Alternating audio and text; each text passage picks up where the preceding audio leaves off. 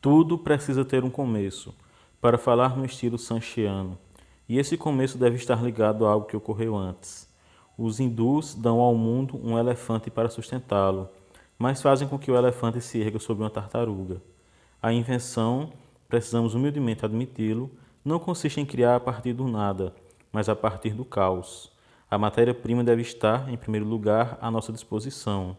A criatividade deve dar corpo à substância sem cor e sem forma, mas não é capaz de criar a substância em si.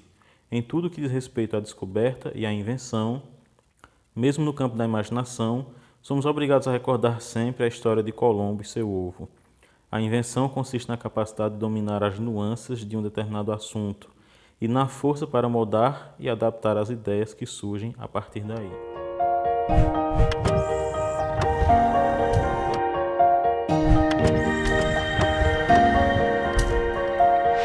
Ainda mais um Quixotada, o seu programa de literatura, trazendo hoje um perfil biográfico de Mary Shelley, a Mary Wollstonecraft Godwin Shelley, criadora do Frankenstein.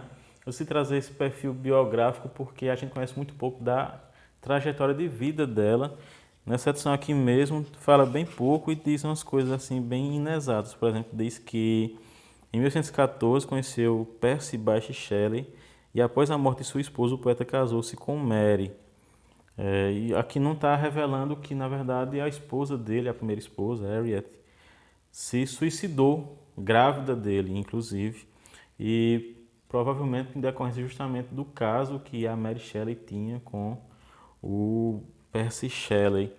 Existem outras curiosidades também da biografia dela, curiosidades góticas terríveis, que eu queria trazer para que vocês conheçam um pouco dessa história, que eu achei bem curiosa. Eu estou relendo o Frankenstein, dessa vez no original, estou lendo em duas edições, uma que traz o texto de 1831, que foi o que serviu com base para essa tradução aqui, e um que traz o texto de 1818, que é aquele mais próximo do texto que ela escreveu na sua adolescência, ainda antes dos 20 anos de idade. E a Mary Shelley parecia realmente ser destinada ao sucesso, né, já que ela era filha de dois famosos filósofos, pensadores e escritores, o William Godwin, que inclusive recebe a dedicatória do Frankenstein, a primeira edição, que diz o seguinte: para William Godwin, autor da Justiça Política, Caleb Williams, etc. E o William Godwin se une a Mary Wollstonecraft, uma feminista, uma pensadora que defendeu os direitos humanos e, inclusive, ela escreveu em 1791 um tratado em defesa dos direitos humanos e em 1792 especificamente sobre os direitos das mulheres, a reivindicação pelos direitos das mulheres. E, inclusive, quando da morte da Mary Wollstonecraft, William Godwin escreve um elogio a ela, um elogio profundo, né? Ele se dedicou a ela por toda a sua vida, né? Se dedicou à sua memória, mesmo tendo casado novamente, mas ele nunca esqueceu sua primeira esposa e a admirava demais e buscava que a Mary, sua filha, seguisse os passos da mãe como uma filósofa, como uma escritora. Ele acreditava muito no gênio literário da filha. E essa mulher, a Mary Wollstonecraft, morre 10 ou 11 dias após o parto da Mary Shelley. Isso também marca muito a vida da Mary Shelley, porque a gente pode perceber esse sentimento, né, do filho que causa a morte do pai no próprio Frankenstein. Então, o Frankenstein traz muitos dos sentimentos pessoais da Mary Shelley. O pai dela casa-se novamente em 1801. A Mary Shelley tinha nascido no dia 30 de agosto de 1797. Sua mãe falecido 11 dias depois. E Claire, filha da nova esposa do William, será uma influência também muito forte na vida da Mary. Ela vai viajar junto com a Mary e com Shelley por toda a Europa, inclusive ela vai engravidar do Lord Byron. Então a Claire também tem uma biografia muito interessante, uma biografia ali ao lado da Mary. E ela também, existem algumas especulações de que teria sido amante do Shelley, teria tido inclusive uma filha com ele, embora não se tenha certeza disso. Sabe-se que a Mary Shelley teve em alguns momentos, ciúmes dos passeios que o seu esposo fazia com a Claire. Eles se conhecem em 1814. Percy Shelley era um poeta em ascensão que defendia que a poesia deveria reformar a sociedade. Ele era um radical, é considerado um radical, assim como os pais da Mary eram também considerados radicais.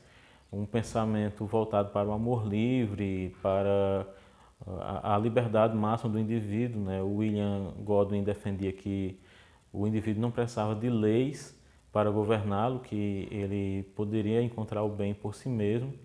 Inclusive o Byron também defendia o ateísmo. Isso tudo ali no final do século XVIII, começo do século XIX. Né? Tinha acontecido recentemente a Revolução Francesa e meio que os pais de Mary queriam que uma revolução semelhante acontecesse na Inglaterra. Então eles eram vistos pela sociedade de forma bem desconfiada. O que acontece também na biografia da Mary Shelley é que existia um ciúme dela em relação à sua madrasta, uma briga entre as duas pelas atenções de William Godwin, o que levou o pai de Mary a mandá-la para a Escócia por um tempo, né, para a casa de um amigo dele, Baxter. E nesse local também havia encontros com poetas, com filósofos. Então Mary Shelley frequentou esses meios intelectuais desde a sua infância. Né? O pai dela também abriu uma livraria especialmente para o público infantil e ela então leu muitos desses livros. E nos diários dela dá para saber que ela não era apenas inspirada pelo seu pai e por sua mãe, mas, por exemplo, ela lia muito O Paraíso Perdido de Milton, inclusive a epígrafe do Frankenstein também. São 2 versos do Paraíso Perdido, em que Adão pergunta a Deus se ele pediu para ser moldado no barro. Assim como o monstro de Frankenstein deveria perguntar para Victor Frankenstein, o seu criador. Outro sentimento também que está no romance Frankenstein e que vem diretamente da vida dela é o sentimento do estado puerperal, né? Aquilo que causa depressão pós-parto. É como se um homem pudesse sentir isso quando o Victor Frankenstein cria o seu monstro, um monstro que não tem nome, assim como a filha deles, de Mary Shelley com o Percy Shelley. A filha deles nasceu prematura e morreu poucos dias depois, sem receber um nome. Então, ela leva isso para a sua obra também, essa sensação de perda, né? A falta de um nome para essa criança. E ela tem os sonhos de que pudesse trazê-la de volta à vida, né? De dar vida a essa menina.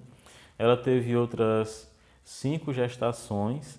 Apenas um dos filhos deles conseguiu sobreviver, passados 3 anos de idade. E, inclusive, ela quase morreu de parto, já em 1822, né, na 5ª gestação. E pouco tempo depois, o marido dela, o Shelley, morre afogado em um naufrágio. Antes disso, outras tragédias tinham acontecido na vida deles. A Harriet, primeira esposa do Shelley, grávida, se suicida. E no mesmo ano, a sua meio-irmã, filha de um industrial americano, a Fanny Imlay, se mata envenenada. E então são muitas tragédias envolvendo a vida da Mary Shelley. E ela vai perdendo pouco a pouco todas as pessoas que lhe são queridas, né? Ela se considerava culpada pela morte da mãe, né? A mãe morre em decorrência de complicações do parto, com restos de placenta que ficaram, né, depois do parto dela. E acontece então o suicídio de sua meio-irmã, que tinha sido criada pelo seu pai, né, embora ele não fosse o pai dela. E depois da própria morte trágica do seu marido, também afogado, né, a esposa dele se matou afogada, ele também morre afogado alguns anos depois. E ela então está destinada a viver sozinha, né, a vagar sozinha pelo mundo. E todos esses sentimentos estão muito presentes no Frankenstein e também em uma outra obra dela que é pouco conhecida, que é The Last Man, O Último Homem, que eu também pretendo ler para trazer aqui para vocês. E essa profunda solidão que ela sente, né, ela retrata nesse livro, The Last Man, O Último Homem, em que toda a humanidade veio a se extinguir, sobra apenas este personagem que está contando a sua trajetória errante, por um mundo desolado. E ela própria se sentia assim, né, já que todas as pessoas que ela amava acabaram morrendo. E ela sente ter vivido muito ainda, né, já que ela faleceu aos 53 anos de idade, no dia 1º de fevereiro de 1851. E o Frankenstein é criado durante um verão em que eles passaram nas vizinhanças de Lord Byron, na Suíça. Eles liam histórias de terror traduzidas do alemão para o francês. E então Lord Byron lança a ideia de que eles escrevessem história de terror por eles mesmos, né? O Percy Shelley não consegue terminar nada. O Polidori, médico de Lord Byron, pega depois a ideia dele de um vampiro para escrever uma história que inclusive inspirou o Drácula, do Bram Stoker. E o próprio Lord Byron não termina a sua história. Claire, a irmã de Mary, também acaba não escrevendo nada. Mas a Mary Shelley, então, tem essa ideia do Frankenstein e ela cria, né, essa história que seria a primeira história de ficção científica. Então, quando a gente conhece as tragédias que aconteceram na vida da Mary Shelley, percebe que não é um acaso o fato dela ter criado, ainda com 18 ou 19 anos de idade, o monstro de Frankenstein, ela ter imaginado essa história tão terrível, né, que vem inspirando história de terror desde a sua criação há mais de 200 anos, que vem inspirando peças de teatro, filmes, livros, séries, jogos de videogame.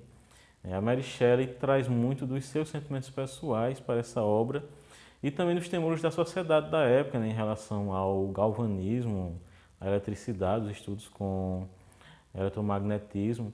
Então ela traz de seu tempo a modernidade, por isso que o Frankenstein é o Prometeu moderno, mas também sentimentos que estão arraigados nas pessoas desde a aurora dos tempos. É por isso que a sua obra é tão imortal e é por isso que a sua história de vida também merece ser conhecida. Espero que vocês tenham gostado do vídeo. Se gostaram, não esqueça de se inscrever, curtir, comentar, compartilhar. E a gente se vê no próximo Quixotado, seu encontro com os livros.